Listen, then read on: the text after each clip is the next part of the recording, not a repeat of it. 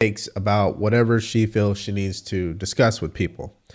And in the latest episode of Deranged Read, she is now attacking white women because of this election loss. Now, I guess this is just a continuation of the meltdowns that we've been covering. And so here it is. Hey, I just want to give some free advice to the white progressives, particularly white progressive women who may be thinking about marching against the Trump victory, maybe putting back on the P-word hats and doing that thing. I would just say probably don't send any of those invites to any black women you know. I'm just going to tell you right now, they're not coming. I'm pretty sure black women have resigned from the Save America Coalition, Save Democracy Coalition, and definitely the Save the Democratic Party Coalition. I think that's probably not happening. I would just keep those invites maybe among your own friends because I don't think they're coming.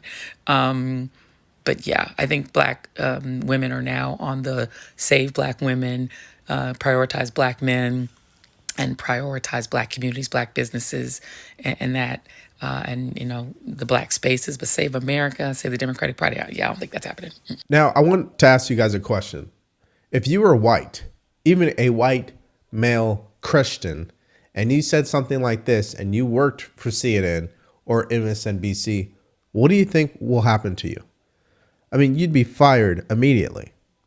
I don't understand why they continue to allow her to be on MSDNC, unless they're all racist, right?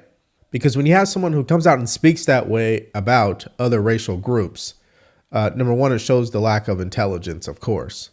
But number two, it demonstrates how much she does not understand why they lost this election in the first place. In fact, she's demonstrating that one of the main reasons why they lost, it's because they're out of touch. And obviously, as a black man, I have to comment on the whole thing. Well, black women are now going to prioritize black men. Number one, when did you ever speak for black men or black women? I find that to be funny. And again, if we look at recorded history, black men are not going to be prioritized.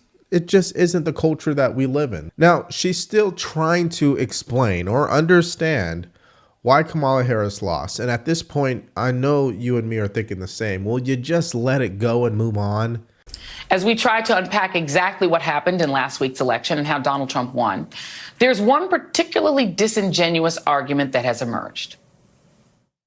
I think one of the losers here is condescending identity politics. We constantly try to parse out different ways of speaking to different cohorts because our focus groups or our polling shows that so-and-so appeals to such and such.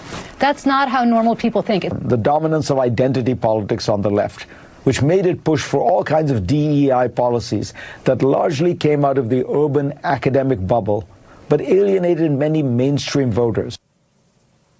The idea that identity politics was the problem for Democrats is laughable, considering it wasn't Vice President Kamala Harris who relentlessly focused on race or gender, either her own or anyone else's. That would be Donald Trump. In fact, it was Trump and his running mate, J.D. Vance, who ran an identity politics entire campaign focused on men. They have an identity too, you know. I mean, Trump did walk out to the song, "It's a Man's World" at the Republican convention. And again, all the focus on identity politics came from Trump and Vance, not Democrats. I didn't know she was black until a number of years ago when she happened to turn black. We're effectively run in this country via the Democrats, via our corporate oligarchs, by a bunch of childless cat ladies. In Springfield, they're eating the dogs, the people that came in, they're eating the cats. We're talking a lot about Venezuela because Aurora is really infected by Venezuela, but they're coming from all countries. There's literally a floating island of garbage in the middle of the ocean right now. Yeah, I think it's called Puerto Rico. We will get critical race theory and transgender insanity the hell out of our schools. Kamala is for they, them. President Trump is for you. Okay, before I get into it, if you're getting value so far, please like, share, and subscribe to this channel. If you want to support us further, go to the link in the description below, shop the merch store, or buy us a cup of coffee. Understand something, Deranged Read. The Democratic Party has historically been the party of identity politics, and that is not debatable. Secondly, Kamala Harris focused more on women, spent more money targeting women than Trump spent on targeting men. It's not even a comparison. The central argument for Kamala Harris was abortion rights, which is only a women's issue. What was at the center of Donald Trump's argument? Immigration, economy, cost of living, crime and safety, foreign policy, all of these things. She's so off base. And yes, she did have comments about Trump's latest mass deportation plans. Here is that. With the Meat Act's approach and also with denaturalization, meaning don't think because you have a green card and came through the right way, if you're brown, you may not stick around. I don't think they care whether you have a green card or not. They're pulling people out and taking people out of this country, whether you like it or not. That's why in a common sense world, she would never be on the news, okay? The other thing is, this is why the legacy media is dying. Because people can't stand how out of touch they have become. You know, and it's to a point where what they're saying is 100% opinion. None of it is actually rooted in a data point, in a case study, you know, in firsthand knowledge. None of it is. It's just pure propaganda. Yet it was the hip hop and Hulk Hogan generation, the F your feelings latchkey kids who came up on Dynasty, Dallas, and The Apprentice, who were the lone age group that voted in a majority for Trump. A majority of Gen X voted to turn America into an autocracy and to condemn our kids and grandkids to a far-right Supreme Court, probably for the rest of their lives. Okay, so one moment here. A far-right Supreme Court, okay, there's still 3 liberal justices on there. That's 1. 2, I assume a few of them will retire within the next 10 years, so that's a whole nother thing. And 3, to say that we've condemned our kids and grandchildren sounds pretty out of touch, right?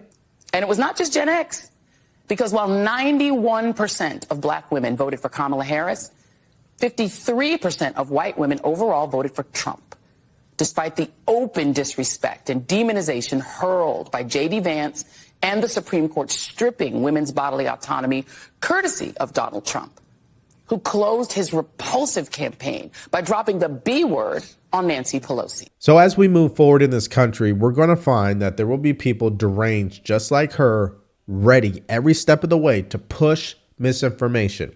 We're going to have people every step of the way trying to scare people about what's actually happening. They're not going to report it properly. They're not really going to focus on the truth. They're going to focus on a narrative.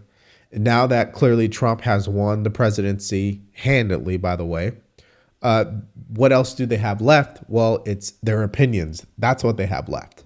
And if you pay attention, that all of these accusations, these labels, these attacks from the left towards the right, the irony about everything is that everything that they accuse us of being is exactly who they are right now in this moment in time.